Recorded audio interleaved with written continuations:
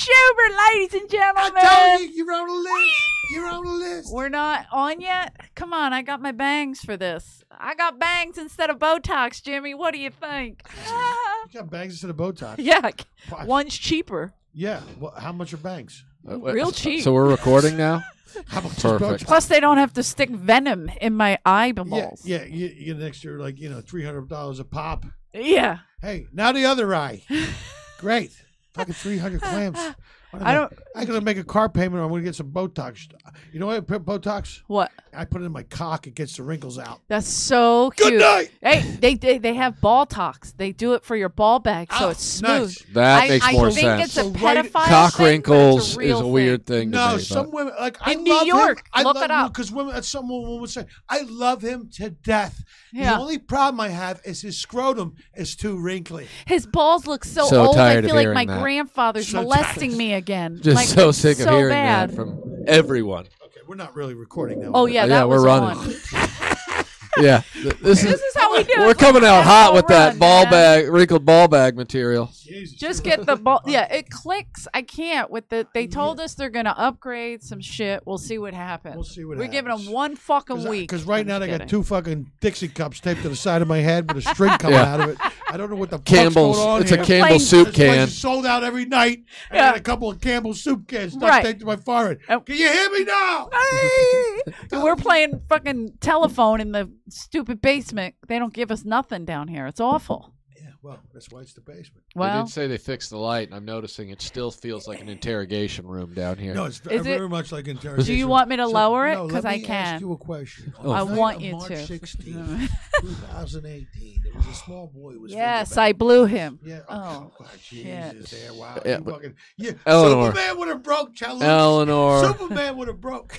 we call it leaving Neverlanding now. Oh, okay. Did you guys watch that? The I did. Neverland? Let me tell you something. What did you think? I watch it with my pants off, and I got to tell you, that's probably a felony, It's a like 13. no. It's way better that way. No. I've done it with my pants on and off. Off is better. Way better. Cool. You Everything, actually. Know, you know what the thing is? I just, it's great that you do a documentary after a guy's dead, so he can't even defend himself or whatever the deal is. But look, here's the thing. I mean, there's some validity to it. I mean, obviously, it's weird that he always had kids over. I think Michael Jackson put himself in bad situations. I mean, look what he did to his fucking face. I mean, the guy fucking was on Plan. I mean, the guy was taking the poor guy was fucked up. Thanks. Yeah, to his he dad. definitely- You just want to go walk up to Joe Jackson if he was still alive. And go, hey, great job. Yeah. Great Father job. of the Year. What's that, Father of the It Year? really is. My mom always says, she's like, Joe Jackson and what's that other woman? She did good with her kids. She had a lot of kids. I go, what woman? She goes, she had a lot of kids. He always, his pants are off all the time. I go, I would love to know. Mark Wahlberg. She says there was a lot of kids. She was a single mom. If she was more strict Mrs. like Wahlberg her, raised maybe she could fine have some more gentlemen celebrity who- children. Who once wants beat us a to be man Wahlbergs. blind Yeah. and Okay, yelled we racial slurs at him. We What- do have that in Good our job, family. Mom. Good job. Yeah, he went through a rough patch. We all did. Listen, every Where'd one you of us grow up? has, You know. has tried to steal some beer and in the process yelled racial slurs and beat a man blind. Let me tell We've you all something. been there. You know what happened? Yes. When we were kids, Racial slurs ran rampant. They used to have the train yards up there, and they used to have all these like manufacturing plants up in Northeast Philly. But if you showed up with a pair of bolt cutters, there was a beer. Oh, yeah. You could cut the tie off the beer train, open the train door, and there were cases of Miller High Life, quart bottles, like cases of quarts. Yeah. And we would have an army of kids from our neighborhood, literally Loading up. handing them down and walking out like an army of ants at a picnic. That's right. Just walking off with cases of quart bottles of Miller High Life. Dude. We've all done terrible things. The We High used to Life. rob those trains. We used to I was rob a train U-Haul robber. trucks. I was a Listen, train robber. I can respect train robbery. Thank you. Why? It's beating a man blind instead of just pushing him down and stealing the beer that makes me go, not a good person. Yeah, well, I can't. I don't know. I had People a can make an similar effort. People can feel problem. remorse. People, hey, you never know what the hell, like who abused them or who punched them or who knocked them down. You know, I mean, but you got to be that self-aware to be able to make yourself better. Yeah. My father used Yeah, to I just say, don't. And when I you're a don't little care. enraged, angry kid, like I've had fights. I had to go to court for fights, things like that. Broke Yeah. a girl's jaw, things. Pe- trouble. Yeah, lot shit of happens. trouble. I get Yeah. that. But then, like with the Michael Jackson thing, the thing I kept seeing his defenders talk about was like, Well, you had a fucked up childhood, and I get that. Exactly. I It's had not a okay fucked to- up At some childhood. point, Yeah. you have to take. It's not okay to responsibility. eat a 7-year-old's Exactly. asshole because your dad At beat some you or point, whatever. Yeah, Yeah, but you know, a 7-year-old asshole, that thing tastes like that's- beef cobbler. right. It's not a lot of damage yet. A kid hasn't fucking pushed out a clump of grapes yet. He doesn't have a clump of raisins hanging out of his leather Cheerio. If we're gonna eat ass, a 7-year-old That's when you get it. That's when you get, because it's Yeah. still in the bubble wrap. You know what I mean? Not a lot of It's word so damage true. down there. It's true. What the fuck? Is 7. It's still in the bubble wrap. Get your still in the bubble wrap T-shirts. Jimmy Shubert. Finally, Debut an album. introduction. Who's that fucking gravelly Jimmy voiced Shubert, fucking the troglodyte great Jimmy on Shubert. the other fucking side of the microphone? This guy's over here eating a banana with his foot, telling me like the fucking tongue, throw a couple tongue darts at 7 years old's asshole after Taco Tuesday. Everything's the man can paint a fine. picture with words, is what I'm Yeah, saying. absolutely. Yes. No, it's good to be here, Rick. Thank you for having me. Thank Yeah, you man. for Thank you having coming. me. It's- Yeah, we've been supposed to have you for a minute, and then I was just out of town, and I apologize. Well, we all went through it's been a very tough couple of weeks for everybody. That's true. And so yeah.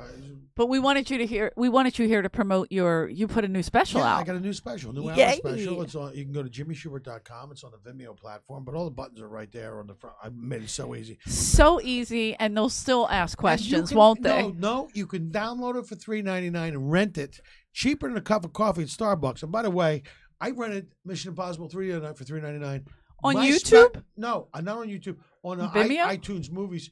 Oh. And $3.99. And I'm telling you, my special is much funnier than Mission Impossible 3. I believe that. No, it's true. Yeah, It's true. that's I'd seems- have And to for give less that than a up. cup of coffee at Starbucks, you can rent my special. You can own it for $9.99. Less than an overrated cup of coffee at Starbucks. Yeah, You can Jesus. get Amen. a I was there really this morning. funny. I like coffee, but I mean the Starbucks coffee. It's awful. No, it's a little strong. And I'm there, and there's a fucking dog in a sweater licking his fucking balls. I'm trying to read my newspaper. He's not 7. And in his no, he's not 7, but he's licking his own balls. Anything he fucking lick his own balls shouldn't be wearing a sweater. That's all. I'm Right. saying. Maybe pants. Listen, that's one of those things that I think could get you elected in a political debate. Oh, let's get you Nothing out that there. can lick their own balls should wear a sweater is something Americans can get Well, behind. you know how people are with their fucking animals. I mean, why do I? It's a lot. It's out of Why do I control have out to be here. Subjected to your insane love of animals at 7:30 in the fucking morning. Yeah. Okay, this woman I just read, she left her fucking entire life savings. Yes. From her husband and worked fucking 30 years at Union Carbide to this fucking couple labradoodles that she bought these leather recliner chairs there.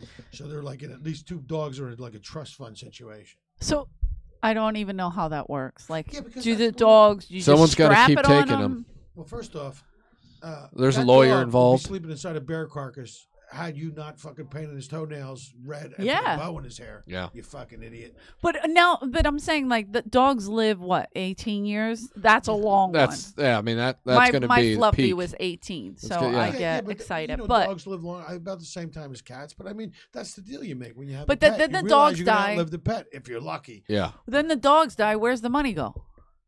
Oh, that's a good question. Probably to an probably an show. animal charity. Yeah. Or there's a dog that just signs off. Yeah, on well, there's it, a dog a paw lawyer print. who's in What he does charge. is David Pierce. Way to go, he- David. He licks his nuts and he puts his He tongue- teabags. He teabags That's the how he document. does it. He put his he dips his Smart. he dips his testis satchel in some ink and then drops it on the contract. Yeah. And you could tell. I like it. as good as- Recognizable, yeah. It's as good as a fingerprint. It is.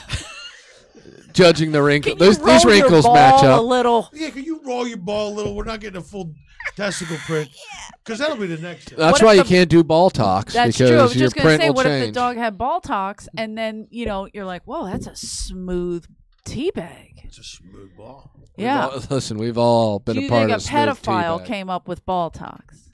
I think so. I just want your balls to look young again. Thank you, Jacko. It's just weird. When I have you spreading your cheeks on the corner of my bed while I jerk off, I just need. Did you see the R. Kelly? No, you know what's so funny? I did see the interview. You saw the interview, Oh, yeah. right? Where with he's Cam? screaming? Yeah. Yeah. So my dad, I called my dad. He goes, "Hey, did you see that colored guy go crazy on?" I was like, "What are you talking about?" And then I had to look it up because my dad told me about it. I was Yeah. like, "How behind am I?" Trying to ruin me. That my I don't need to see the 83-year-old documentary. dad. That was enough for me to know he's I guilty. didn't watch the Yeah. documentary. Guilty as charged. Overacting, sir. Well, it's just This guilty. is my life. Good try. It was their lives. Now they're in therapy. They're all drug addicts. They're all ODing. See, here's the and again, that's their parents. Yeah. Selling their kids technically. That's the problem. Sickening. See, people don't realize when you do that to a fucking child, you ruin them. As a human being, you fuck them up, and a lot of them OD. You Catholic priests that did it in Boston, that fucking Spotlight movie. Those kids are fucking drug addicts. They're alcoholics. They have a tremendous time dealing with the guilt. And you scarred a motherfucker for life because you're a fucking goddamn deviant. My old man is he goes, they should fucking electrocute all of them. He goes, the rate of recidivism and fucking pedophiles is like fucking 90%. Like, I'm attracted to women, and like some gay guys are attracted to other men, and lesbians are attracted to pedophiles are attracted to children. It is a fucking, you cannot fucking change it. And you want to play fucking, hey, can't we all get along? No. If you can't fucking live in a civilized fucking society, then you gotta go. I agree. Let's clean fucking house. Jimmy, let's get you on a platform. This guy, I could beat Trump in 2020. Easy. Kill all the pedophiles. Both sides are like, yeah, I can get behind that. Well, let's not get crazy. Some people go, yeah, that's the horrible thing I've ever heard. Next thing you know, he's finger banging a 7-year-old. Then you get, it's always fucking. But True. I just think it's a horrible thing to do to another human being because they have to live with it for the rest of their fucking life. It's so a bad. lot of kids don't have the tool set to just realize it wasn't nothing to do with me. Is that this guy's a sick fuck? Exactly. They internalize it, and so there's. I mean, really, there's one. Even my whole fucking life. I go, the fucking 2 worst things you can do. If you ever did it in front of me, I'd fucking snap your neck like a dry clean. It's number one is you hit a woman, or if you fucking do anything like that and I fucking see that shit, I'm gonna fucking kill you. I'm gonna kill you. I just think, I'm sorry, I'll fucking do the time, but because trust me, I've seen it. My brother Jimmy almost killed a guy, a neighbor that was going after my niece and his daughter, and he just snapped. He was like, because I saw that fucking. There was a video on the internet about a guy. It was a karate instructor molested his fucking kid. Oh yeah. And the guy was on the phone. The guy went walking by. He shot him. I go, you know what? You're absolutely not guilty. Not guilty. Yeah. I mean, look, you fucking did that. People. Move to the middle of the fucking forest. Right. You're gonna fucking deal with it. You know what I mean? If that's your fucking gig, get the fuck out of fucking civilized society. Well, I forget who somebody was talking about. Well, let's put them all on an island. Let them fuck each other. Kid fucker island. We don't need that. As long as the island sinks. Don't they have that? What's that island Epstein ran? That's where they put all the priests, right? With the Lolita Express that Bill Clinton and Hillary Clinton would go fucking take rides out there and fucking bang fucking 6-year-olds. Oh, they're that's fucking gross. evil. Is that real? No, they it's probably real. See, Epstein. Fucking check out Epstein and the Lolita Express. Just Google it. Oh, that's gross. You'll see the fucking growth. And all these fucking sick fucks are. They're all. But I feel like there's so many involved in that. Don't you think? Like, oh yeah, in all aspects, not just politics. I mean, Hollywood. Look at that show. What was that show they did with the? You know what? To Catch a Predator? Yeah, To Catch a Predator. You know who I am? My name's Chris Hansen, and I work for Dateline NBC. Yeah. The problem for you is we have a couple of your emails here. Did you not say? But this iced tea is so good. Did you go by Meat Rock in 08? Did you not say I'd like to F you in your effing F hole?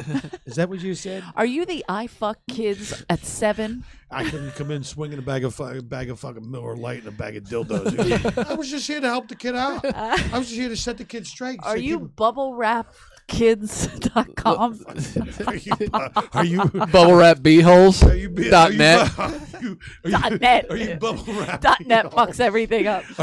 Are you bubble wrap corn shoot at AOL.com?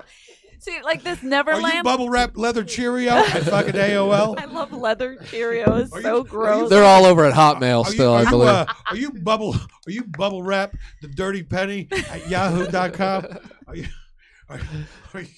Are you fucking bubble wrap the balloon knot? Oh, we'll just let him go. It's just Jimmy. He'll just keep going. Tag it. Balloon knot is. I remember the first time you said balloon knot, and I almost threw up. I was waiting tables. And I think I was putting like a strawberry daiquiri down, and I was like on the person. I was like, oh, did he just say fucking balloon knot? It fucking killed me. Let me tell you something right now. David Tell did a joke like that. I was at the Improv, and I went on, I came off, and There was two cute girls in the front row. He goes, "You shave your vagina?" He goes, "You." Oh, I love it. And he says it real soft, so the girls are like, "Yeah." He goes, I never get to freshly shave a vagina. I always catch up with the vagina after it's been up all night trying to solve a homicide. Yeah. That visual imagery. I laughed so hard I thought I was going to pass the Just fuck chain out. smoking No, and coffee. Coffee. And, of course, the fucking thing tastes like coffee and cigarettes. You know? That's Dave Tyree. Dave Tyree would do a bit about, and my mother loved it. Holtzman, offensive. That guy's crazy. Then I find her in the original room howling at Dave Tyree, who's talking about young pussy tastes like peach cobbler pie. Right. When they get into the 30s, it gets a little tart, and after 50, it's just coffee and cigarettes. And I was hilarious. Like, oh, he's another one with the visuals so gross. Yeah, I loved him. I grew up watching those guys here at the store. Me too. The thing is, when you watch. It's such a great, I can't thank Mitzi enough, and I can't thank this place enough because you got, to me this was like my college, and you work here. You were like, you get to watch all these great. As a waitress, 12 years. It was my college too. I showed up. I was 21. Yeah, I was like 19. I'm just. The only problem is, great comics in front of nobody. Yeah. We were to the dead years. You at least were you here during the boom or at the end of the boom? No, I was what here right at the fucking boom. Sam Kinison wasn't even famous yet. I don't think Dice was. Jesus. I mean, Dice had done Making the Grade, but I mean, Dice wasn't like he wasn't Dice yet. No, he was Dice. He was Dice, but I mean, he was Dice in it. No, but I mean, he got like Crime Story, but I mean, he was I'm telling you, I've never seen. Like Dice was the first fucking comedian I saw. When you watch it from the back room, you got this fucking thing, people's fucking heads. Oh yeah, and he was like they were, I mean, murderous. And the only other guy like Harry Basil, who runs the Laugh Factory. Harry's act was, but it was like it was different, but it was phenomenal too. Yeah, because it was amazing. It was so big. And he was a kid. It was people got into it. People got into it about being a kid. We're playing forts. And you can't touch the ground because there's lava and all that stuff.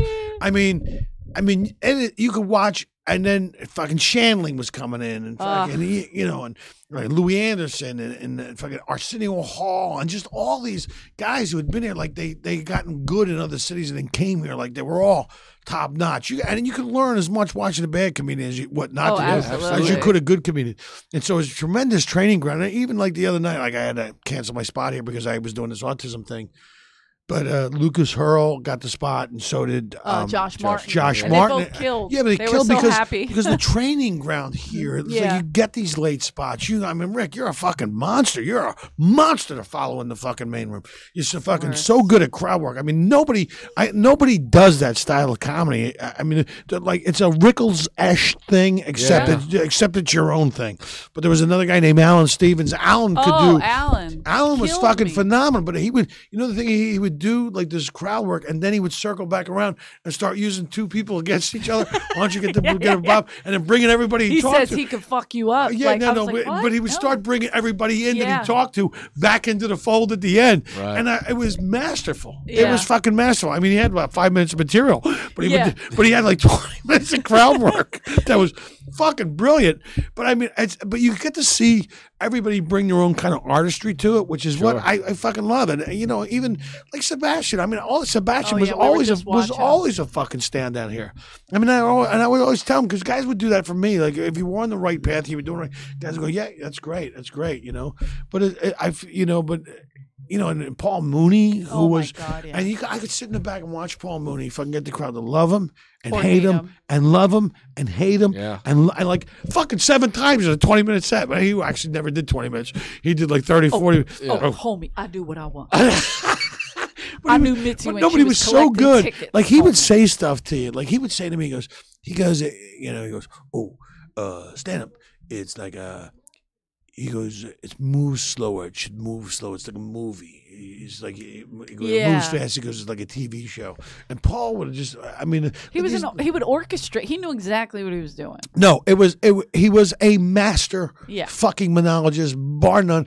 And there were other guys that said, hey, work to the top of your intelligence and do this and do that. Right. And don't do that. And like he goes, then go through your act and go, get rid of that, get rid of that. I go, yeah, but it gets laughs. He goes, yeah, but they're not the right kind of laughs. Right. Anybody. Exactly. But I mean, you look like, but that's tough to hear when you go, hey, you just killed half my act. He goes, start writing. But I mean, guys were brutal with you, but they took time out to teach you. They did it here all the time. They would teach you the craft of this fucking wonderful art form. Yeah. And I mean, it is fucking, dude, when you can touch people and move people with it, when you walk up in front of a room full of 400 strangers, and I have had guys coming, he goes, I wasn't going to come out. I was at my aunt's funeral all day, and you fucking, and I came out, and man, he goes, you just fucking made me laugh so hard.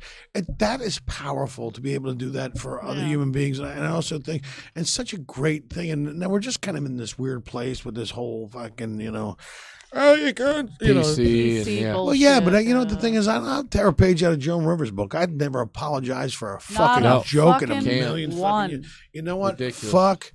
I agree. I'm not apologizing. Let me tell you something. And you're great. You're like right in that vein. I gotta have to tell you, I'm gonna say this on the podcast because I am so fucking proud of you. Because you became a fucking monster. I mean, last time we worked together in La Jolla, you were a fucking monster to follow. You were so good. And now you're headlining all these clubs all over America, which fucking fills my heart with I mean, it's just fucking great. I learned it by watching you, Jimmy Shubert. Come on, you ruined it. Hey, you ruined it. You ruined it. Larry! She's out there doing. I literally would come to work and I'd have the worst day, like terrible auditions, and you told you're never gonna make it. Whatever bullshit. Yeah. Come to work. If I saw Shubert was on the lineup, I'd be like, "Fuck yeah, this is gonna be a good pure night." excitement. Yeah, I'd look immediately because you couldn't go online, but like in the '90s, and look to see who was on. but if Shubert was on, I was like, or LeBeau, both of them together, forget it. Remember what we would do in the kitchen? Oh, dude, we would Holy do the fucking shit. the funniest shit would be in the kitchen as we were getting ready to go on. I grab how many at your party? Oh, Gary Valentine. Oh, yeah, he grab all the LA weeklies. Like he grab and act like they were millions. How many at your party? 6,000. Arafat party of 6,000. Right this way. He'd run through the kitchen and drop all the LA weeklies around while we're waiting tables. Like I'd be like, Gary. The funniest thing was our impressions of the waitresses. Oh, this is bullshit. I'm dropping an egg. Table number 7 isn't tipping. I need some goat's milk, some carrot juice, and a small hairless boy. This is fucking bullshit. While Jimmy's yelling, Carl LeBeau would come in slowly. We'd be busy too at this point. Carl LeBeau would come in, put a tray down, and just look at Jimmy. Like he was the other. And I would scream my head off. It was hilarious. And Jimmy would be like, a small hairless boy, and just going on, and he'd just look at him like with venom. You don't even know. Like me and Dice. Oh, yeah. Used to do the fake fights. I mean, the fake fights were fucking Public legendary. theater. Peter Potofsky. Yeah. But I mean, like a Was fake it Joey fight. Gaynor Joey Gaynor. Joey Gaynor. And the funny thing was, is like two guys would start like a fake fight. And then the guy would come in to try to break up the fake fight, and he would get in a fake fight with one of the other guys that was fake fighting. And before you know it, it was like, going there's on. 10 layers. And people Royal were like Rumble. WrestleMania, and there was a line down the street for the main room. They used to do 3 shows in the main room. And people were like, are they really doing it? And Peter Potofsky was such a fucking circus clown. This guy could do flips, and he's out in the middle of traffic. I don't know this guy. Oh yeah, the guy could do flips and land on, like, I mean, he was a circus clown. The guy was like, yeah, he was amazing. Plainclothes division. He was a circus clown. Plainclothes. Chip Shubert, clown. Plainclothes division. How can I help you? No, but he could do these flips and stuff, and you could take his head and you could bang it on signs, and he would do that. And it would, he's a oh my stuntman. God, would they do this poor guy? And it would go on, and then it would stop, and then it would start around back, and it would run right back. I mean, it was hilarious. The funniest. By the way, only a few people stopped doing that. Dice has never stopped doing it. No, schmuckery. He's still doing it. Yes. Of course he is. Of course he is. Dude, it's so funny. The funniest night, I had memorized that whole Oh, yeah. monologue from First Blood. First Blood. First Blood. I think I Dude, made this you is the tell funniest this story before, ever. but This it's is my a funny, favorite. no, it's a I funny don't story care. ever. Tell it So I again. remember, if me and Johnny was about Saigon, talking about, it felt back in Vegas. Disrespectful, Jimmy. And we would do, and that whole monologue, he goes, "Then you First Blood, not me." And it was Why like do you this. gotta do your face like that? Because it's Stallone. Because Stallone looks retarded. I love him. No, I love him too. No, I know, but you love dude, retarded you have no looking idea how much I love that. So I remember this monologue, and I did it for Dice, and he was with Gallagher at the time. Oh, yeah. So him and Gallagher are talking, and it's like this 5 to 7 minute monologue, and then you First Blood, and Andrew is fucking dying. He's so obsessed now he's with gonna go this. up on stage, and guess who's on stage? Joey Gaynor's on stage, and he goes, "Joey, you got to see this thing." And I do the monologue, and he goes, "This is fucking great." You can come out back, and then I did it out back, and then we walk around Like a puppy. Here, yeah. Jimmy, come do a puppy that could do a soliloquy. A puppy that Believe could me, do a soliloquy. I had to be Argus. Oh, yeah. And just a roundabout. So for it's funny. years. So we finally walk around back to the front of the building again where it all started. And now there's a cop out there who puts a spotlight on me. And he goes, "You got to do it, you got to do it." And Dice gets me to do it. Now people at the Hyatt are looking over the balconies. "I got you First Blood. Let me." And now I'm all fucking, I get the tears going. I'm fucking slobbering. It's like fucking, and Dice, that night, Dice fucking loved it so much that he goes, "I'm going to get you an agent off of this." I go, "No, An you're not." agent? And he goes, "Dude, the funny thing is," he goes, "Call and work tomorrow. You're coming with me. We're going to my old agent in Beverly Hills." We had the whole Wasn't fucking it William Morris? yeah, it was like William Morris. So Or we something walked, like that. I and remember he's got this fucking green Cadillac. It's fucking Irish green. It looks like the Cadillac that fucking Downey fucking Green Downey. drove in to fucking kill an Irishman. It's going to take more than a few firecrackers to kill old Downey Green. So Dicey's got this green fucking Cadillac. That's a convertible. And he's blasting Sinatra. Fly me to the Going moon. to get Jimmy in. And so, dude, we walk in, and he's in the Dice with the back then you Collar's could up to here. collars there, you could smoke a cigarette. And he goes, "Give me a minute." And he walks in into the agent's office, bro. It's the funniest thing ever. And he walks in, I close, and he goes, "Jimmy, this is so and so. This is so and so. Jimmy, this is so and so." He goes, and he just looks at me. He goes, "When you feel it." And I When you feel it. I go into this monologue, and I'm giving it everything. The box is wide. His leg is over. He says, "Johnny, take me home." I said, "I will, but I can't find your fucking legs." And that's all I can think. And the fucking, I get done with it. And the fucking agent's straw, his fucking jaw is on the fucking desk. It's on the desk.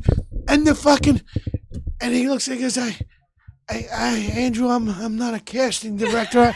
I don't know what you want me to do. I don't want you want me to do with this. I don't want you to. And Dice goes, "That's what you say to me? I bring you this fucking guy with this fucking talent, and that's what you say to me?" Stamps his fucking cigarette out of the guy's ashtray, and we walk out. All the secretaries, and they were all in this middle of this giant room. Had to be 20 of them, are all staring at this guy's door like he didn't pay a gambling debt. Me and Dice were there to collect or some shit. I have no fucking idea. But we're walking out. I had to bite my lip from fucking laughing. I was fucking screaming. I'm laughing this day. I get out into the fucking Cadillac. Fucking the Sinatra comes on. I'm so fucking laughing my balls off. He goes, "Just careful. We're going by his office." Shh. But I drove underneath the guy's window. But I mean, who would do that? Who would do that? Only, and dude, and not only that, but the introducing him before the movie, like at the Hollywood Chinese restaurant, and Larry Parker's Hollywood Diner. Eventually, oh my God, I remember Larry Parker. Yeah. We got kicked out of Ben Frank's, but that was it. It was called Comedy, and that's what I'm saying is like Dice was doing something like that to get a lot of like notoriety and attention. And I got to tell you, man, it fucking worked. It worked. Well, not so much for you, but him. I'm kidding. No, that's right. Not so much. Right. Hey, if you heard of Jimmy Shubert, he's the funniest guy you've never heard of. Jimmy Shubert should be doing First Blood, the remake. Well, yeah. Let's bring that. Let's reboot go for it. that thing, man. Let's go, Jimmy Shubert. I would sign it over. First to Blood. You. Let me tell you something. Go for it. Let me tell you something right now. Have you ever watched the 25th anniversary edition of The Making of Rocky? You could fucking make a movie about that. That's right. I'm telling you something. By the It way, is- let me just warn you of something. Yes. My co-host. Does Sylvester Stallone who listen to I this happen, podcast? of course. Yes. Because we're Phil. married. Phil. And my co-host does not like Rocky.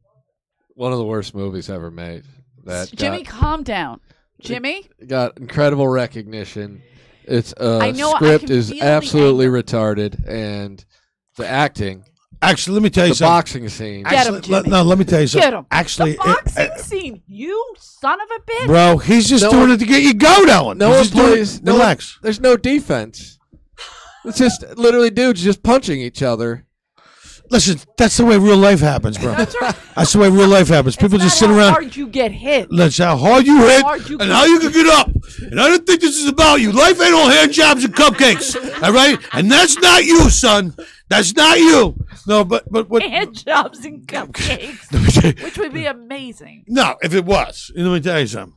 That's But, the only life I want. I was just Same. I was just at a massage parlor, and this woman offered me she let me look at the menu, and she said, "Would you like the Robert Kraft?" yeah. I said, "Yeah, dry and no eye contact. Come at it." Now here's the thing. Then I fired a flesh musk into a tissue of love, and it There was you over. go. All right, Everybody's listen happy. now. Anyway, the point is, I don't even know if there was one, but they actually classify Rocky along with Casablanca as two of the best screenplays ever written. Because the Absolutely, problem, you think it's a Jimmy. boxing movie. It's not a boxing That's fucking right, movie. Rick. It's a fucking love story. I And know. until But you his- realize Terrible. that, and until you fucking realize it, His and little even black heart Sylvester Stallone, can't take of course it he's in. got a black heart. So bad. No, but Sylvester Stallone thought he was making a boxing movie. He goes, I didn't realize until this scene right here that it was a fucking love story. And everything that could go wrong went Went wrong. wrong. And they still got the fucking movie made, and it won an Academy Award. And I got to tell you something. So that's like, How cute was he at the Academy Awards? He was so cute with his little chubby face. and did you see when Sorry. Muhammad Ali came out? I love that was so great. But I love that story because Rocky that In Philadelphia, we do watch it like a Listen, documentary. it but doesn't resonate we- with me. I That's grew up in great. suburban Kansas. with and a your silver movie is spoon, garbage. with a silver So spoon. what represents Kansas aside from Blazing The Wizard of Saddles? Oz, with a twat with a new shoes gets Well, what sucked about up in a hurricane, Blazing winds up blowing the Saddles? fucking the lion and the fucking scarecrow, and There then you takes it go, in the yeah. ass for the Tin Man. But dude, she hates Kansas so much that she fucking ran Dude, away one in a of fantasy. Wizard of Oz, one of the worst movies ever made. Absolutely Well, not. no, at least he's not. At least he's not defending it. Do you remember in Blazing Saddles when he'd be like, the "You best line. dancing around like a bunch of Get your Kansas City faggots." That's my That's favorite. hilarious. One of my favorite Well, lines in any Well, movie. you know what's so funny? If you look at the Wizard of Oz, is that it's actually a political movie. You don't realize that the Oh. silver brick road Color? was the gold. Oz stands for the OZ, the ounce. The silver brick, the gold road. But the Tin Man represented the steel industry. The Scarecrow was the farming industry, and the Cowardly Lion. Don't ruin the movie for No, me. I'm not. That I'm not. smart. No, I'm Oh, not. okay. I'm not ruining the movie for you. But it's actually a political fucking movie. The Cowardly Lion was an actual fucking senator, United States senator. There, come on, put him up, put him up. I bet you with a hat tied behind him. I bet you. I got. Cowardly Lion. No, it's fucking fantastic. Obsessed with that movie. I watch it without my pants off. You Wow. keep 'em on? Without the pants Wait, on? you no, keep come them on? No, I'm for kidding. that? Come on. Wait, what? No, Yeah. the only. Listen, a 7-year-old. No, it's bullshit. Let me tell you something. The only thing I watch with. Midgets. You can play with the midget. No, the only thing I Lollipop. watch That's without legal my. pedophilia. Let is me what tell you midgets are something. made for. Lollipop. The only thing I watch without my pants off is women's gymnastics. Without them Amen. off, you keep them on? No, I take them off. Oh, okay. Yeah, it's a felony in 13 states, apparently. Oh, it's the uneven Frowned bars. upon in Yeah, the I'll other- give you. Here's your uneven bar right here. Hey, you want a floor exercise? Here's your floor exercise right. Here's your ribbon. What? Hey, Ribbon dancing. Yeah. That's like noodling. You know? Oh, yeah, you're right. That's So when that's you like- get the loose Flimsy. wiener out there and just You're trying to get, that's the fluffer. Yeah. Trying to get it up. Yeah. Yeah. The point is to not get it up. You know, a lot of people think chicks are into the hard dick, but I'm here to tell you. no, especially when they're skinny. When they're skinny, you got to stick it in soft, let it get hard inside, and listen to the ribs crack. At least that's what happens with me anyway, because I got a big Irish hammer. A lot of people think it's a leg. Are you the reason that Irish eyes are smiling? It's a regular shillelagh over A here. lot of people think it's a leg, Eleanor. It's actually a penis with a That's fucking right. sneaker on the end of it, all right? They took you back in like, he's got 3 legs. No. That's no. No. That's just a little Irish boy. Actually, I lost my leg in a motorcycle accident. I just grew my penis out. That's what I you know what? Some people, I got to keep it hard so I can walk on it. No, that's How did you? You did have a motorcycle accident. I did. How did that happen? Like, I mean, what were you doing? What year? Well, it was the year 1986. I hadn't been here that long. I actually You were pretty new here. Yeah, I got. Already I just got. Yeah, already. I actually. I was a doorman, and then I got the runner job. Okay. And then I got the runner job. You can read in my new book, Jimmy Shubert, a little more than 10%. Anyway, the point is, Mitz, are you listening? Mitzi's listening. She's always listening. I can feel her spirit in this place. Absolutely, me too. So, and I love. She's pulling your pants up, Mitz. Not now. Okay. Hey. Oh, hey. Hey, what's going on down here? That's my ghost. Let me get Jimmy hard. Let me figure this. How the hell am I supposed to strangle a ghost? Yeah, hey, I'll tell you to give me hard. I'll tell you. How do you get Shubert hard? Put on an apron and carry a tray. Oh, Jimmy, stop fucking the waitresses. Jesus Christ. And then remember, they came out. Said, how am I going to strangle a ghost? I got to get my hands around the neck somehow. But bro, they came out with the Comedy Store newspaper. And newsletter? Really? No, yeah, the newsletter. And in the letter, they referred to me. They referred to me as Tab Hunter, the petting leech of the Comedy Store. They call me. I was a newbie. I was like fucking 20. So they called me Tab. And then she goes, "What's this about? I ain't a petting leech." Tab Hunter. I gotta go back to 1969. The late show. Fucking Tab Hunter and Exploding Boners and Scum Whores on Sunset. That's amazing. No, it was. Wait, so you were the runner.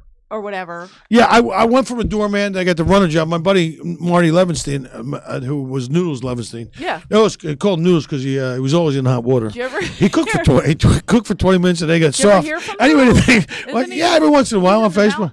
Yeah, he's got 6 kids. He lives in Big Bear Mountain, and yeah, so he opened for Dice. He worked him in Dice's. What was it? Noodles was in. The big one that Dice did. Fort Fairlane? No, Dice Man Cometh. Dice Man Cometh. Yeah, he was the sketches in the beginning. Yeah, but Marty was a great guy. Yeah. Marty was a guy I started with. I started with him. He was a great guy, and he was. We would go to shows. Like we could do like 5 sets on a Monday night. Yeah, we go to Natural Fudge on Fountain. And we shoot over to Monty's Steakhouse in Wastwood and go up to the roof and do a spot. And then we can go Monty's in Westwood. I know where. Then we could go all down to Alley Cat Bistro. We could do a spot down at the Alley Cat Bistro. They have an open mic night on Tuesday. Then we would run up here to the Silver Screen Jazz Room, which is right next door at the Hyatt. Mm-hmm. And then we would get a late night spot here at the Comedy Store. Yeah. So the first night we could do 5 spots. And actually, we were in that kind of rhythm. And me and Noodles took Paulie to his first stand-up spot at Monty's Steakhouse in Westwood. Oh, wow. Yeah. Michael Rapaport. So you're the problem. Yeah, I brought it up. No, but Michael Rapaport was another guy who I drove to his first gig. It was Chrissy Francis's Hollywood comedy. She had a comedy club here as well. But she was doing a gig down by the airport in one of the lounges. And so Michael Rapaport was like, oh, hey, we drove him down. I didn't know he did stand up a long time ago. Yeah, he did stand up a long time ago, and it was a long fucking time ago. Believe me, it was like that was like at the beginning.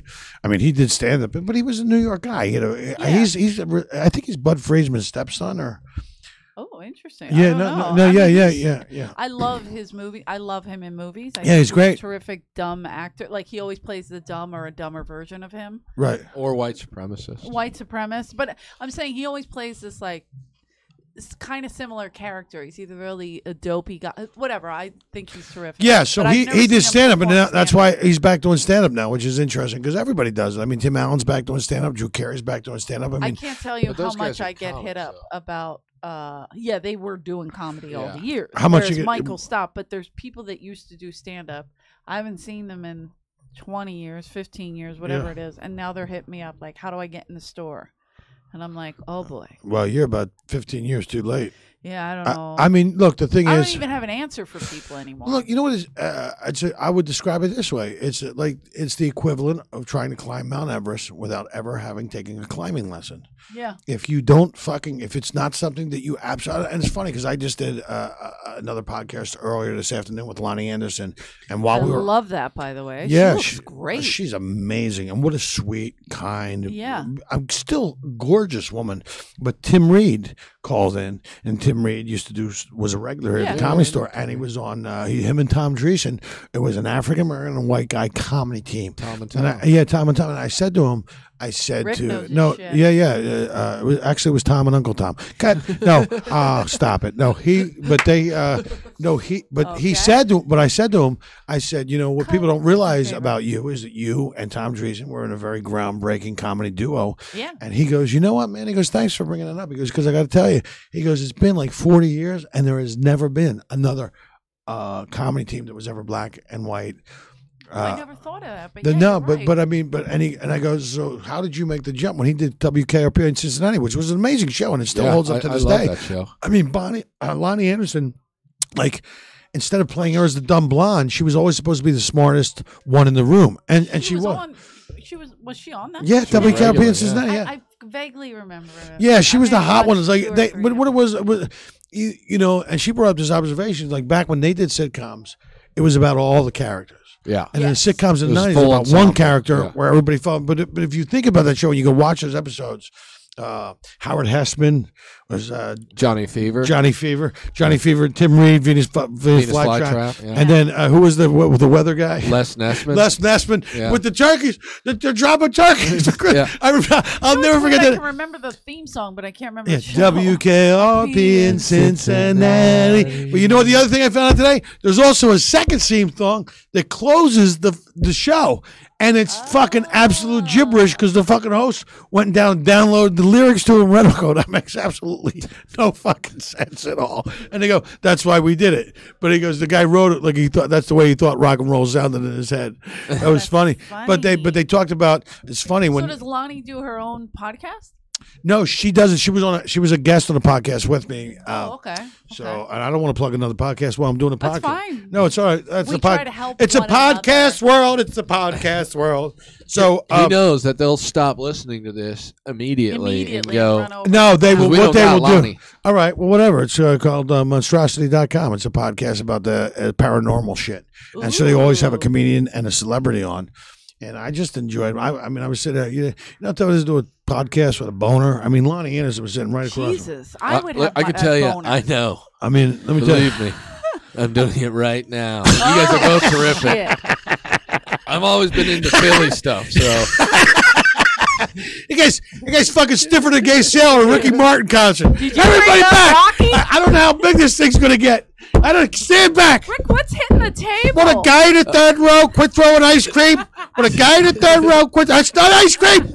Guys, I'm diabetic. It's going to be sweet when it finally unleashes. Trust me. Why does your ice cream smell like bleach? This is weird. Oh, Jesus. I'm And sorry. chunky. You could eat it with a fork.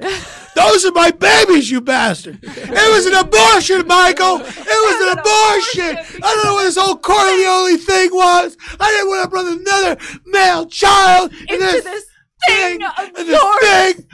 My favorite. I'm gonna do that scene while Let me you tell you do First Blood. Let me tell you something right now. Dude, I had that on a loop. I was working Phoenix, Obsessed and they were running. with that scene. It was an abortion. I wanted to work it into my act somehow. It was an abortion, Michael. His It was reaction was one of my all-time favorites because when she said abortion, he just froze and then he went, like his whole body went after her. No, but that's I the was like, that's the beauty of it. And you ever notice everybody's for abortion has already been born? You ever notice that? That's just as an observation. Look, you know, I get it. Look, I take it for. give birth to a pedophile. No, let me tell you something right now. Look, I Pass got this take gene it for down. somebody who has no kids. All right, take it for somebody who doesn't have a uterus. All right, here's the deal: you get two, Maybe 3, all right? But if you're 28 and you had 5, nobody wants to fuck that haunted house of a pussy you have between your legs. How dare you talk about my mother like Oh, that? God. Calling her? Yeah, well, my mom had fucking 6 boys. I mean, That's it was against. She had 6 little goose shooters right around. She beat us in her head. Wear condoms. Wear condoms. Even if I got a condom on, I won't come inside somebody. I won't. I just refuse to. It'd be funny if you're going to kindergarten. Don't forget your condoms, Jimmy. Just young. My mom. Listen, I was finger painting with my tongue when I was in the kindergarten. I was sexually advanced. She used to fucking put a little condom. She used to fucking drape me. She used to have these little condoms draped across my chest like Mexican gun belts. I'm number 3. Oh shit, you're right there. I remember when me and my brother Joey, my brother Bobby was the older cool brother. Like he had the cool the bikini underwear and shit. So we thought we had a date. You thought he was French or something. So this motherfucker's got this, and we go in there and find a stash of condoms. And my brother Joey, he started laughing, holding them up, and we're like 16, 17. And my brother Joey grabs a pin and he starts. No. It's pure evil. He starts putting holes in the condom. And I go, bro, I said, careful. One of us may grab that one in a hurry. And then you're going to be fucking sorry, asshole. And then it was a scare. And how old were you? Oh, I was like, like 15, 16. And then my fucking. He's being a good brother. That's Did being any a brother. of your brothers? And then there was a scare. Oh, that's what I was just going to ask. And I go, that must be the fucking condom. You can shut up. Me and my brother Joe again, but we never rat on each other. No. It would frustrate my dad to no end because he was a homicide detective. He could break murderers, rapists, he'd fucking, robbers. He'd just break them down. He had a big meat hook of a fucking hand. I called it his interrogation. I swear to God, it looked like the Incredible Hulk's hand. He must have broke it when he was younger and it didn't fucking heal right. But it was monstrous. One of his fingers looked like 2 numbers. And people would say, hey, Mr. Shubert, what happened to your hand? It's noticeably larger than the other hand. And they go, what happened to your hand? He goes, well, one night we were sitting around dinner and I got all the kids around. It's raining. It's lightning. And, there was everybody got the steaks. There was a piece of steak left in the dish and the fucking rain's coming down and the lightning hits and the fucking lights went out. And I thought to myself, well, I went and reached for that last piece of fucking steak. And he goes, 6 forks hit me in the back of the hand. And that's why my hand's like that. All swollen. I swear to God, it's swollen. 6 forks. Hit me in the back of the hand. He used to use it to interrogate people. Oh, of course. And he was but he could never break me and my brother.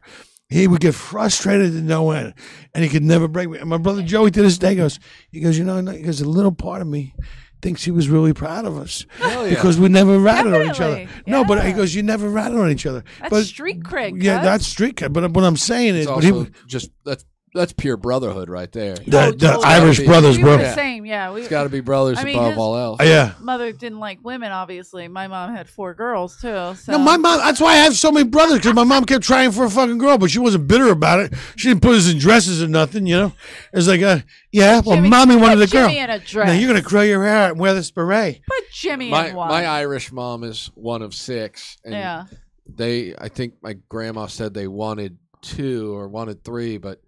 It kept having girls, and my grandpa was just said, "Old Dick O'Brien was going to have a goddamn son." No, he just kept dumping loads. Like, we'll get rid of someone if we have to. That's what I said to my dad because my dad it was him, and he had an older half brother who was 9 years older than him, and so he was by himself, and my mom came from a big family too, and I just said to him, I said, I go what the fuck were you thinking? I mean, 6 kids. I go, look, I got fucking 2 laundry baskets at home, need my attention. I go, I don't know how the fuck did you fucking figure out you want to? He goes, well, we had the 4 years, and then we had Chris, and then we had Dom, and then your mom, was it because she was trying for? He goes, I guess.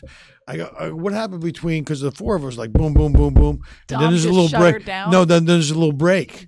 I said, we have a break. Yeah, too. you said a break. I go, what happened? He goes, well, we got a TV. There's fucking nothing.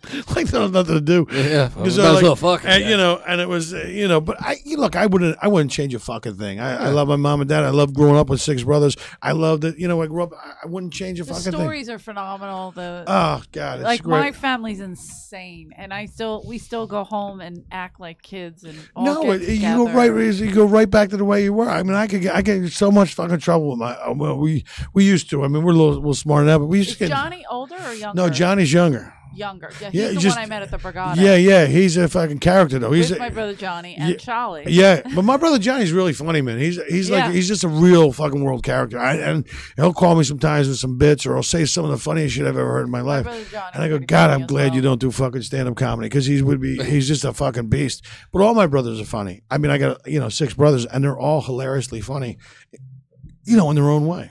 Yeah, my brother Bobby kills me. I Yeah. could just all of us like we all. I wish I was as funny as Bobby and my sister Kathleen. No, but you believe you're funny enough, all right? My Relax. mother is hilarious, Yeah. uncomfortably hilarious. She will rip the shit out of you for no reason, and like I have to.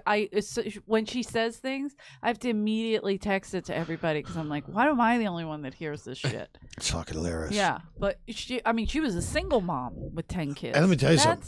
That's ridiculous. Let me tell you something. I got mad respect, but that's a generational thing. Absolutely. I mean, those women like your mom, my mom were tough women. Most people tough. I know that. I have mean, kids your mom have too, help. probably. Yeah, but Yeah. I There's mean, 5 of us. yeah, so- but Did it you was. guys have help? With what? Like a nanny or Fuck something? no. No, there was no nanny. That's not I have a a friend of mine. Him and his wife have one kid. They got a nanny in 3 times a week. Yeah. I'm going, and then maybe we've gotten more selfish as a culture. But No, definitely. I don't think you could. I don't think you could afford to have fucking 6 kids now, unless you were No. a fucking multimillionaire. Yeah, I you'd have mean, to the be- time involved. I was like, some women like can't handle fucking 2 kids. Yeah. Like that. Who was that woman who drowned her children in South Carolina? Like Oh, she, yeah. drove 'em into yeah, the- she just had enough. I mean, Yeah. that woman drowned 5 in fucking Texas. If my mom drove, we probably would have done that. She never drove though.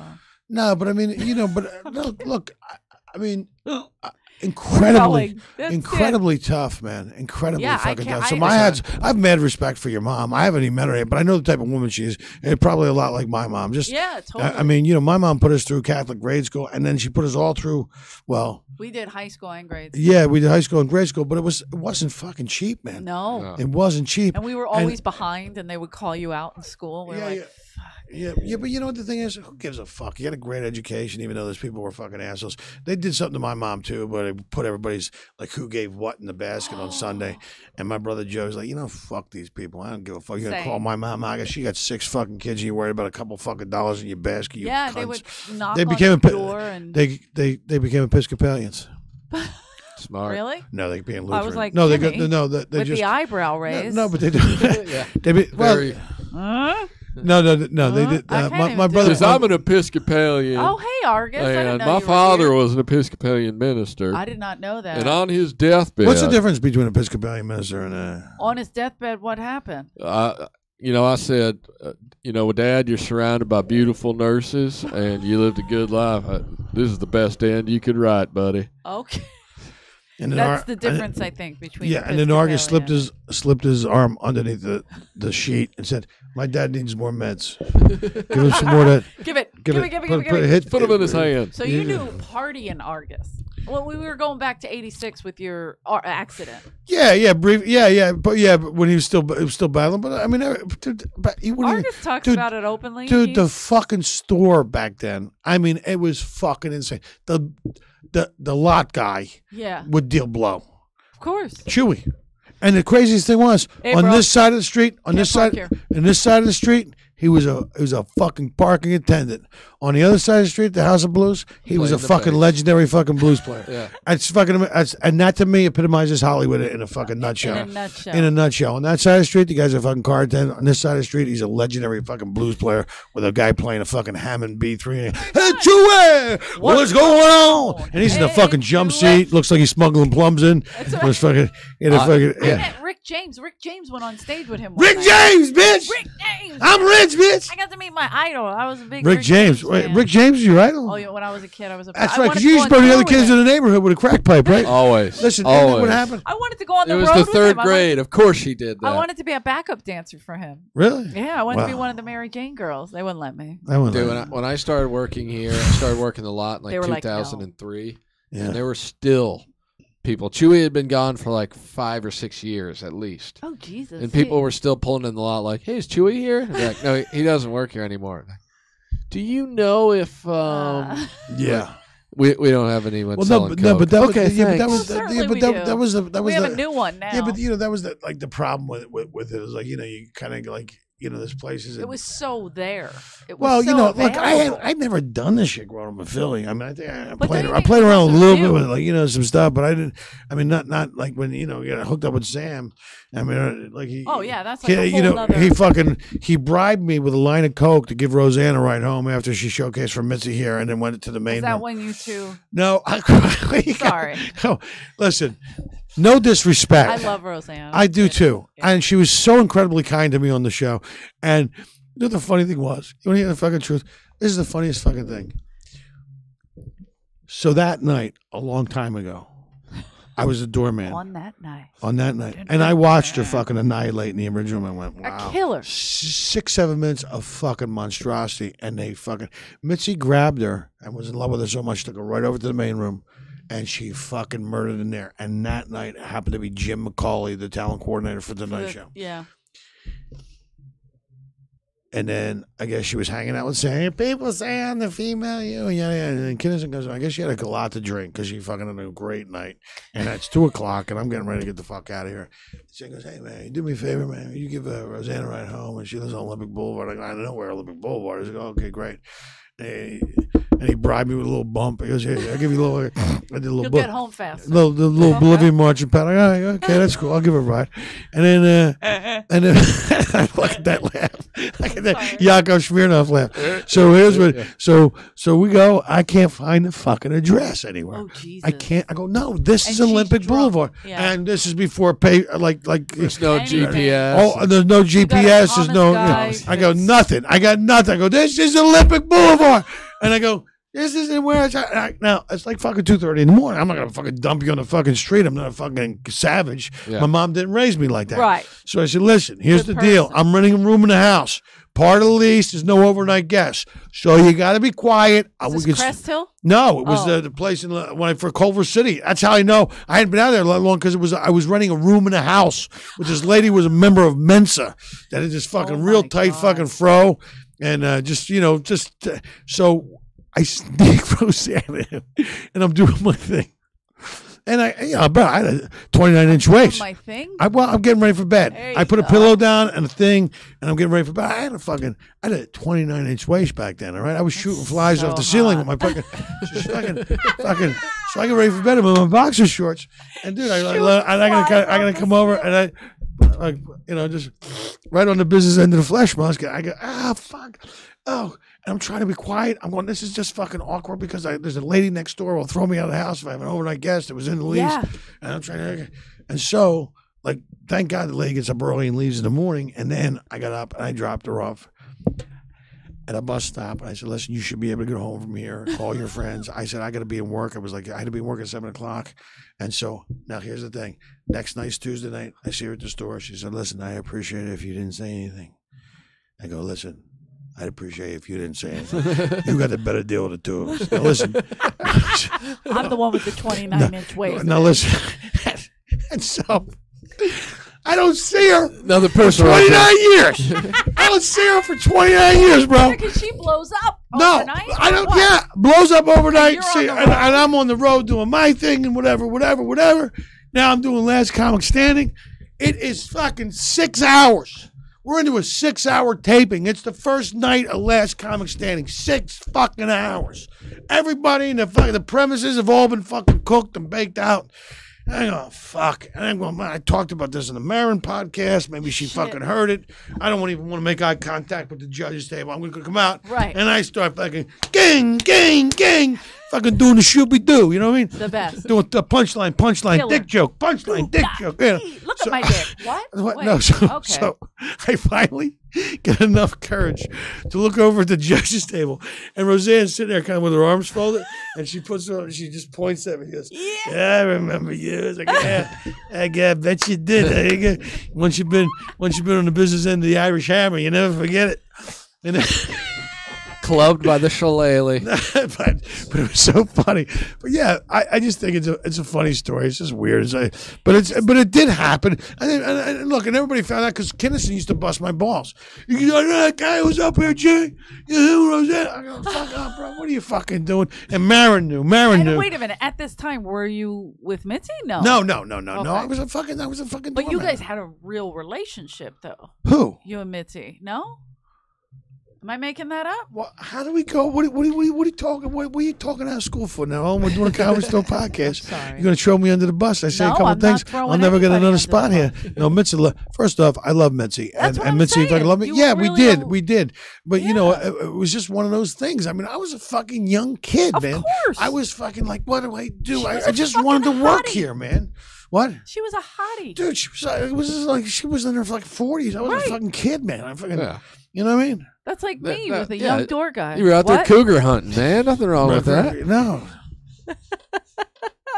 I wasn't No. actually. It was like the weird thing is when you do the running, you had to drop all the guys off at the Burbank airport so they could fly to Vegas, and then Mitzi come in the next night, and then she would fly in like the Tuesday or the Friday, whatever. And you pick her up in the limo, and then from there, but you had the runner stuff, and I just didn't know. I was like fucking dude. I was a fucking. You're a young boy with a third leg. I was a young Shit's boy gonna with happen. I was a young boy with a lot of personality and a big cock. What do you expect? Listen, he was a talented tripod, and I think everyone was. Well, no. And first off, the thing is, and it's always that thing. You go, well, I just want to work on what I came out here to do, and then that kind of got in the way, and so. Look, it was certainly the younger guy, older woman fantasy. It was fucking great. I got fucking some extra spots. I would go and get taken to dinner. Yeah, but again. you also were very fucking funny. It's not Yeah, like no, it's not I like know, Danny Stone. No. Danny Stone had no fucking spot. Jesus Christ. Dude, Dangerfield, Jimmy Shubert. No, it's so funny. Don't even say that name around I'm sorry, me. Eleanor. Argus. I didn't mean to I know, upset but you, man. anyway, the point is that No, but I'm saying like you were fucking hilarious. yeah, but are yeah, still, by but the we way. were but it was just weird for me, and I'm not look, and it was just like what I didn't want to fuck up my. I just really came out here to just work on that. Yeah, I didn't want to fuck up that possibility of doing that, and so I was very cautious. And I was also, I had a great relationship with Mitzi. I fucking, you know, she was a great lady. I mean, I always, she was always, would always say, always good to me.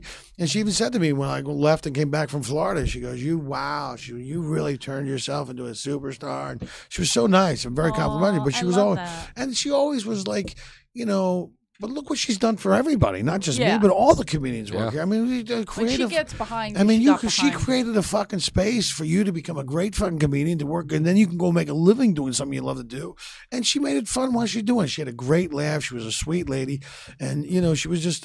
She was funny, and she was hilarious, bro. I I don't think people knew how fucking funny she would fucking crack me up. But I've tried to explain that, because a lot of people don't know. No, she had a great sense of humor. How could you not have a great sense of humor? You run a fucking comedy store. Yeah.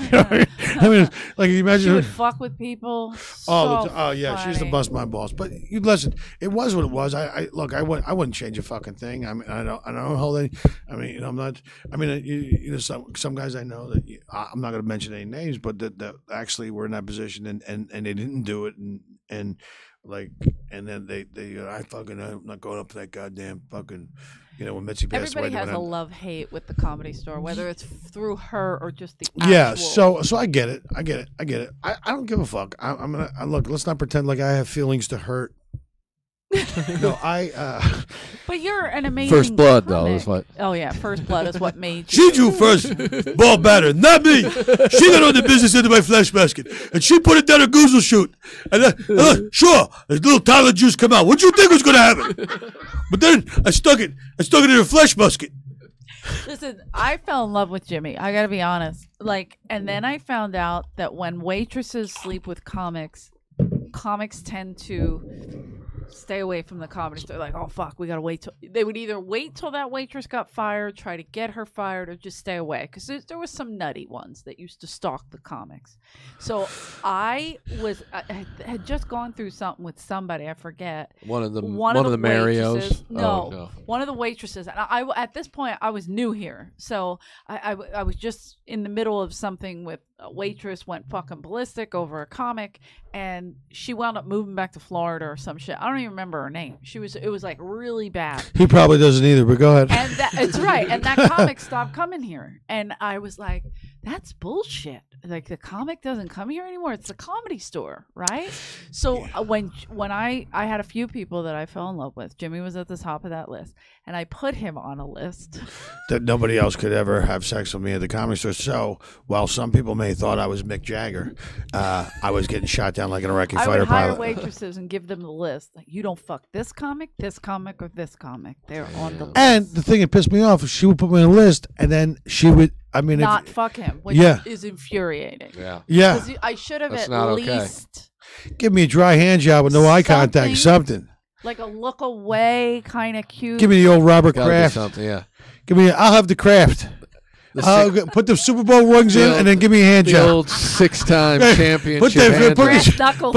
like brass knuckles. And again, she gets done giving her hand jobs. There's fucking you meat like hanging off the bottom of the rings. You want me to turn the rings? It looks I'll like turn them. Looks like she got skin hanging off the bottom of the rings.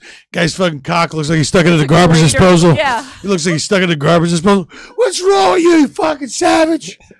Give me the Put rings. my dick in a blender, you bitch. Like, No, so it's like, you know. But so Jimmy would get frustrated, and he would come in and be like, "Hey, I'll take you off my list if you take me off your list." No, I was just no.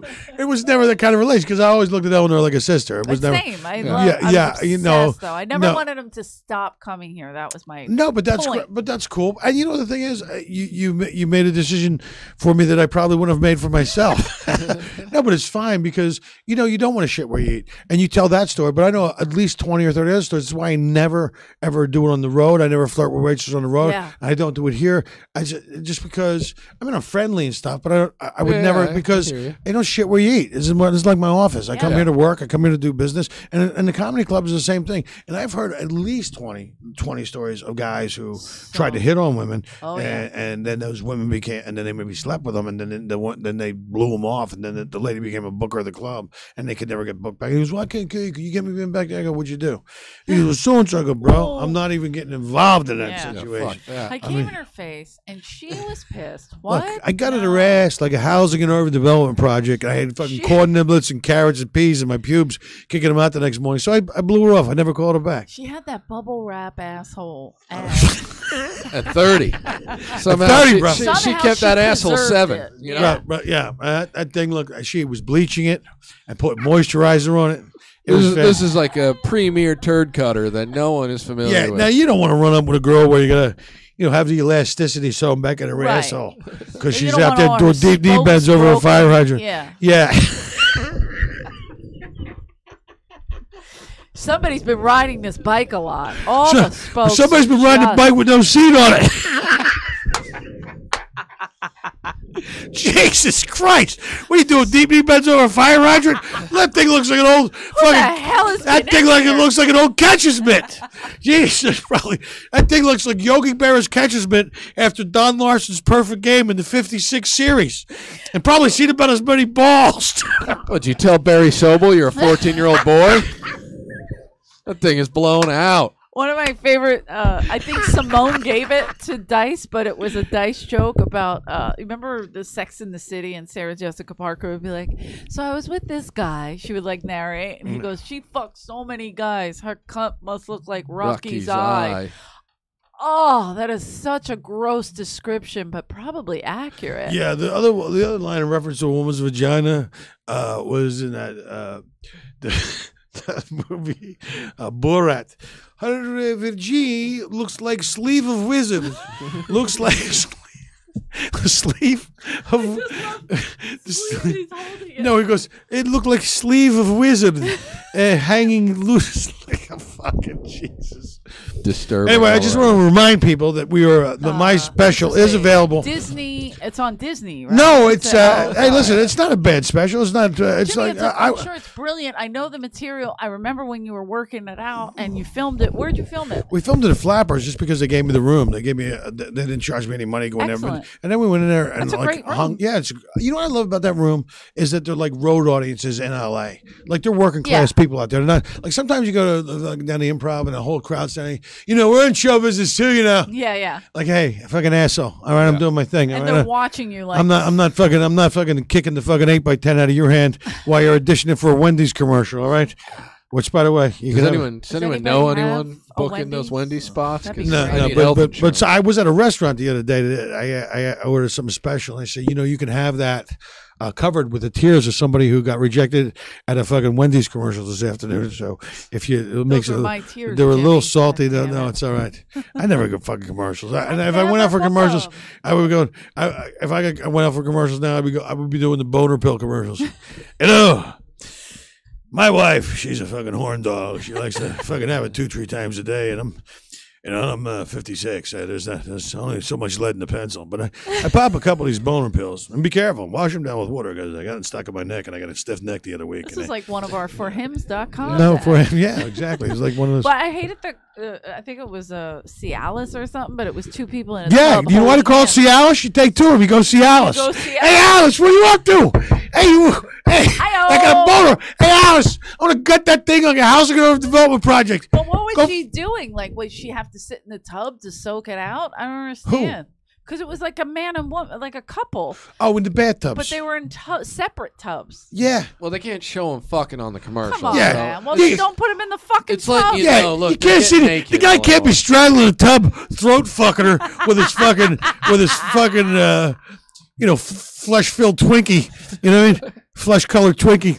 Just fucking throat fucking her. You know? What's even worse is that when you said flesh filled Twinkie, I literally pictured that. And I'm like, No, that no, might be the grossest no. thing I meant cream filled flesh Twinkie. Yeah, yeah. Cream filled. I'm over there throat fucking her with my cream filled flesh Twinkie. You know what I mean? Sorry, I got to come up with these euphemisms. These. Oh, I figured it out, but let's at call first them I'm just like, euphemisms. oh my god. No, I know. A Twinkie filled I didn't with mean to flesh. paint. I know this is wrong. I didn't mean to paint that picture. This guy is a psychopath. This is like Brian Holtzman at a memorial. Dude, how great is fucking Brian Holtzman? At Legend. memorials, Oh, amazing. no, I'll do that. Reading his index cards. Remember Dude, Mitzi's? yeah, Oh he my was God. hilarious. I thought I was yeah. gonna die with that. Well, dude, that was first off. Well, you know what that Brody sent off that I love so much about it. I fucking laughed really hard. I cried. Yeah. I found out things about Brody I didn't know. I found out things about his friends I didn't know. It was probably one of the best send offs of a comedian. And I've been to unfortunately been to a lot of them over the years with people that have passed on here. It was just so amazing. I thought. I agree. I thought. But First they off, I did thought. it right. Yeah. Well, they did it right. I thought, Dave Rath, who's his manager, Yeah. and Dave helped me with Freddy's. Adam did a Adam. Yeah. and I know. Because Adam knew him since he's like 12. You know no, that, I right? know. Oh Yeah. no, I know that, and we all know Brody, but Brody was like something different to everybody. You know, he was what he did was he made you feel like you were so special. So Jamie Shubert Yeah. and the And Brody he'd give your Stevens. credit. And I would see him at the Starbucks all the time. Sometimes I think me, Dice, and Brody hung out Oh, one time. yeah. Yeah. And at the Starbucks all the time. And I would take a, Successful people come here. that's Like, funny. And then I would be at another coffee shop in the valley, and I'd take a picture. And he was going, "Oh, you're at the Coffee Fix with it." They have caramel macchiato. What? Yeah, right, Like, yeah, he no, knows it was so, every- but it was so great. It really was one of the best send offs Yeah, I agree. that I think I've ever seen, and there was so much love in that room for that guy. And it's just, and I love that they're going to take the money and they're actually going to set up a fund for Yeah, they're- comedians that are struggling with that. Because in our profession, we lose a lot of people like that, and comedians do so much good for other people. especially Comedy whether- Store. We're such a weird family, but it is deep. Well, no, Comedy but Store this Fest. is like this has always been my favorite club ever in the world. I feel like Yeah. I feel like this is my family here. You know, away from my family, it is. And I've been coming here for fucking 30 fucking years. I mean, I was a kid when I came here, and I always come back here. And I have Marin. I know Marin for years and years, and all these guys, and it's like, you know, look. This is a tough business. It's a tough business, fucking period. And what happens is like, you know. You get the rejection from the industry and the agents and the managers and then sometimes audiences. And now with the advent of social media, you get all this fucking hate from these fucking trolls, and they gang up on you, and you try to fucking like, hey man, what the fuck? What do you do, motherfucker? I mean, how dare you? You can't fucking go up and do 5 fucking minutes and tell me how fucking bad I fucking suck. Do something besides fucking sit in your parents' basement and fucking eat Cheetos and play PlayStation and drink Red Bull and beat off to your dick SARS from all the Dorito dust while you safe the neighbor's wireless internet. You Please, fucking. I'm so angry right now because they put up that picture of us in the meeting for the Comedy Store and what they're going to try to do with this money, with this fund. Right. And so they put up a picture, first meeting for health, whatever. I can't remember how they worded it because I'm so angry that people were writing like, yeah, well, if you would have thought of helping before, maybe Brody would still be here. Yeah, but that's not the way depression works. I saw Brody Tuesday and Wednesday. He was reading your shit comment, which is probably what fucking put him over. Well, that's what I wanted to fucking say. I'd love to hunt all those fucking people down and put those negative comments. Oh, you fucking happy now? You fucking cunt. On his special. Yeah. Are you happy fucking now? now? Reading them. Yeah. You know, and the problem was, don't fucking read and I'm them. telling you, and that's why I went out of my way fucking both Tuesday and Wednesday, because I know Don posted Tuesday, and I said, listen, Brody, don't fucking pay any attention to that shit. They did a bunch of shit. They said a bunch of negative shit about me. I was reading all of his posts. Yeah, like, I mean, anybody who says they're their own worst critic has obviously never read the comments underneath the YouTube channel. I had to stop reading them because I would get involved. But I remember Joe Rogan talking about it on stage. Those people are He losers. would get involved and fight with these people. Then he was like, "What am I doing?" Yeah, you know what But I saw him do a fucking go off on a tangent about these people are losers. Yes. Look, you got nothing going on in your life. I mean, I know. First of all, I know how hard comics work. I know how hard this is to fucking do. It takes a fucking special fucking guile and grit to fucking navigate your way through it. And while you're getting kicked in the stomach and fucking spit on and fucking shouted down, and still keep going. And you know, when we put yourself out there every fucking night, and there's some douchebag in his parents' basement that's going to make a fucking judgment call. And then, you know, and then the other thing is too, is you know, Brody was a fucking comic that everybody fucking loved. I'm sure he would love. We were saying that you can always rely on Brody to make you laugh as a comic. Yeah, but I'm sure Brody probably wanted to be more mainstream. I'm sure Brody wanted to be more. Oh, he definitely did. No, there's no question. And so you see all your friends that are like, you know, becoming more successful, that are not as they're on the same talent level, they're on the same, you know, not necessarily ridiculously, but they got something. And that's in your face constantly out here. And so it's a lot. It would be tough to digest for anybody if you didn't have a fucking tenacity and a fucking grit. And that's really it. And some people don't, unfortunately. I got down on my hands and knees. I thank God every day that I don't need those medications, that I don't that are over my fucking drug addiction. I thank God every day that I don't. I mean, I would. But it's a lot, and it would be a lot for anybody. And so, you know, just sometimes you go, well, just try being a fucking human being. We've become such a mean culture. Fucking nice. Yeah, and if you go and rent my new special, Jimmy Shubert at jimmyshubert.com, I do a whole bit about these fucking Yelp fucking assholes. I mean, like, Rick and I enjoy negative comments on the podcast, like shit like that. Oh, yeah, but we can handle it because one, we don't read them, and two, but somebody like Brody lived for it. Like he would read every second. He felt so alone. Exactly. He needed to constantly interact. He was a sensitive guy, and he was, you know, he was so fucking kind to everybody. Oh yeah. And it's only guys that are in so much pain that understand that. That's why he was so fucking kind to people. Yeah. And look, we're human beings. You can talk a fucking good game all you want. At the end of the day, man, we're all fucking fragile. Oh yeah. And I don't give a fuck what you say. Yeah. I mean, it could just be a pile up of this, that, and the other thing. And it's funny because I was talking to a friend of mine who was going to see his fucking psychologist, and he said, He goes, a comedian, funny guy, coming to see my fucking shrink. And he goes, yeah, but well, what are the odds of that happening? And he was joking with the psychiatrist. He said, well, actually, you'd be surprised at how many fucking guys who make people laugh come here and fucking talk to me. Yeah. And furthermore, they're actually doing a study on it. The people who are the funniest people, like they're all like, look at Robin. They're so aware. Look at Robin. They're I mean, completely know, aware. but the thing is, like Robin, you couldn't be more successful. You couldn't be more fucking loved. You couldn't be more fucking anything you wanted. He's had a fucking amazing career. He's done it all. Well, and you couldn't fucking imagine that this guy would be fucking battling with some fucking, you know. All the people who kept saying, like, I just wish Brody knew how loved he was. And I kept saying he was 100% aware.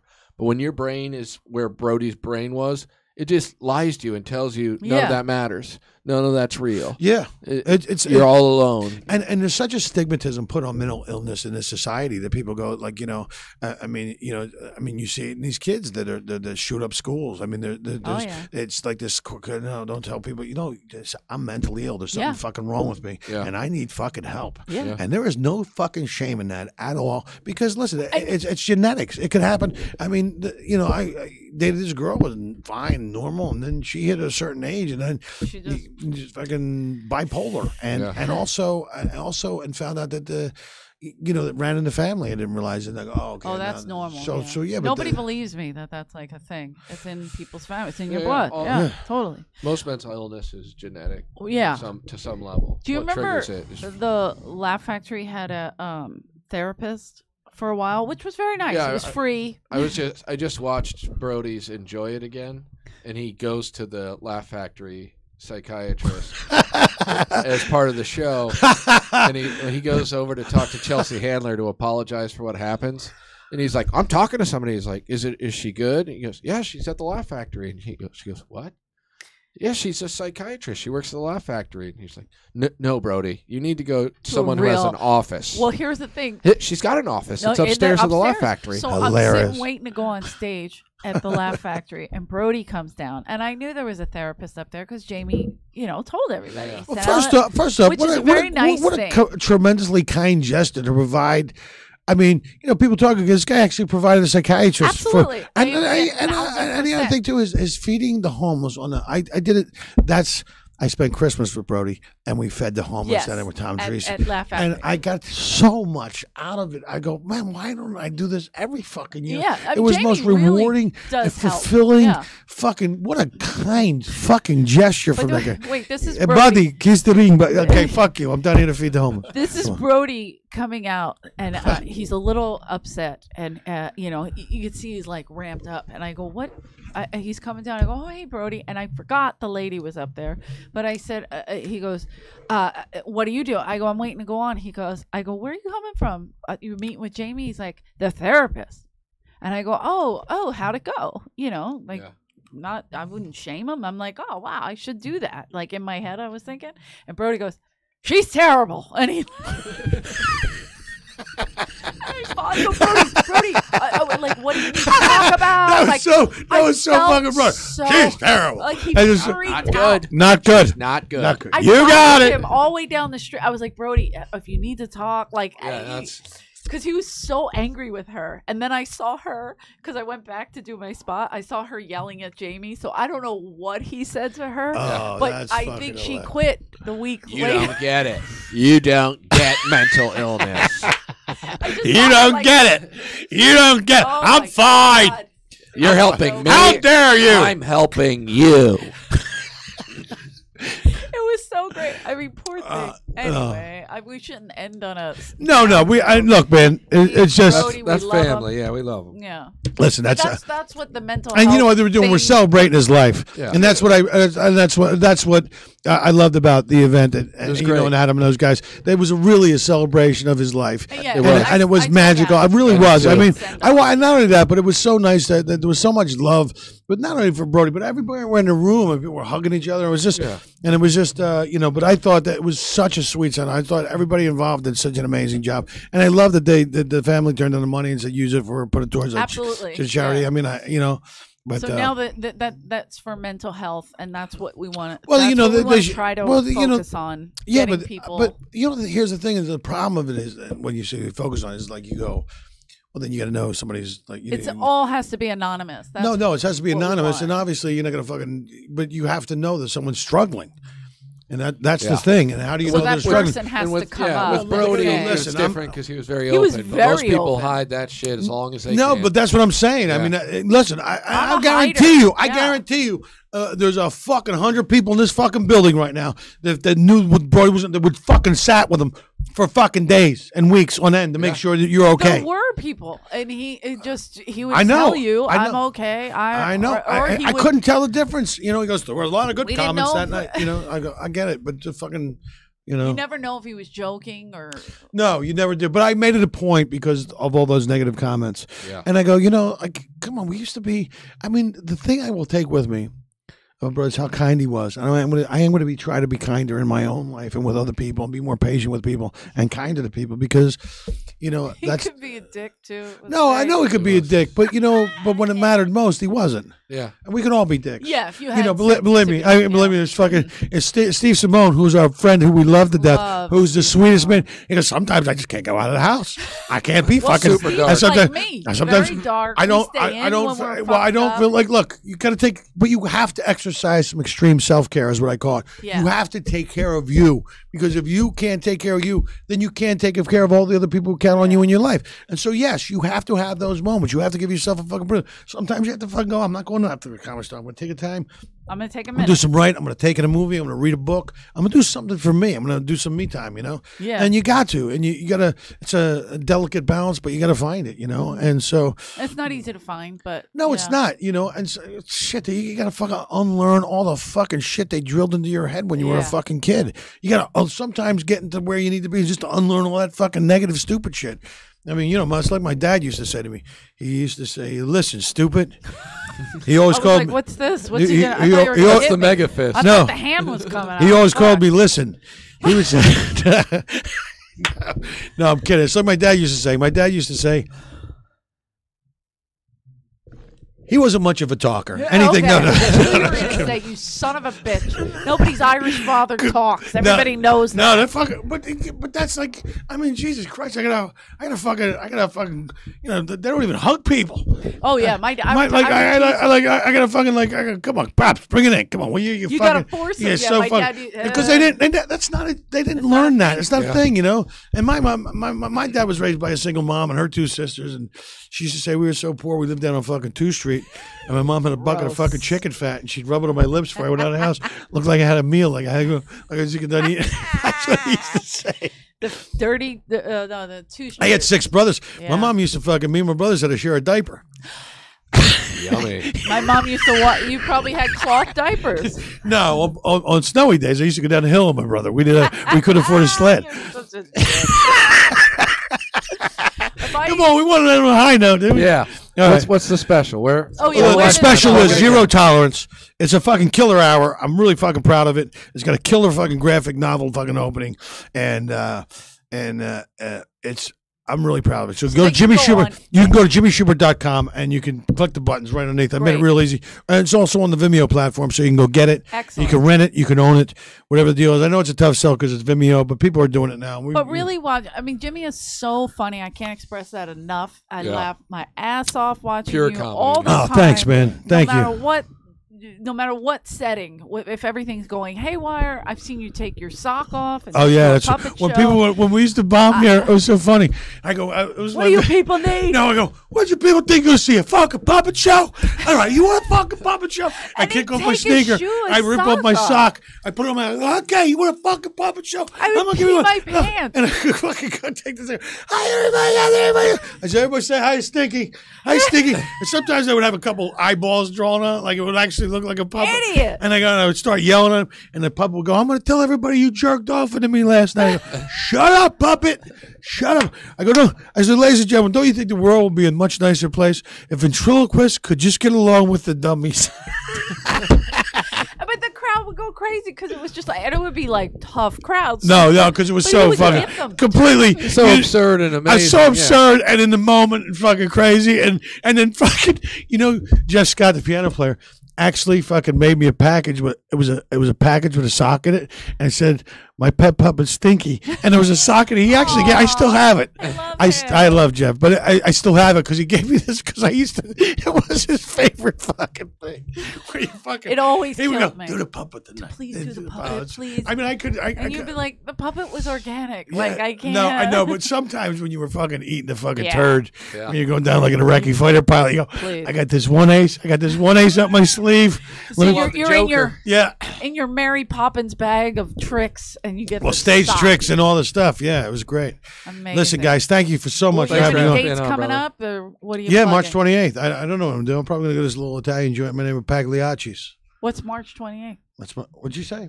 Dates coming up. Oh, yeah, I do got dates. do, You you can. mean, do you mean you're taking somebody He's, there? he's going on a date. Yeah. No, Are you I thought doing you said. I speed thought you said. dating in the valley? Yeah, we all do a fucking line of meth and we talk to each other. I'm in. Yeah, I do have dates coming up. You can find them at jimmyshubert.com. jimmyshubert.com. Where Nice. where everything you just go to jimmyshubert.com. You see all my dates. I got So hot. so I love it.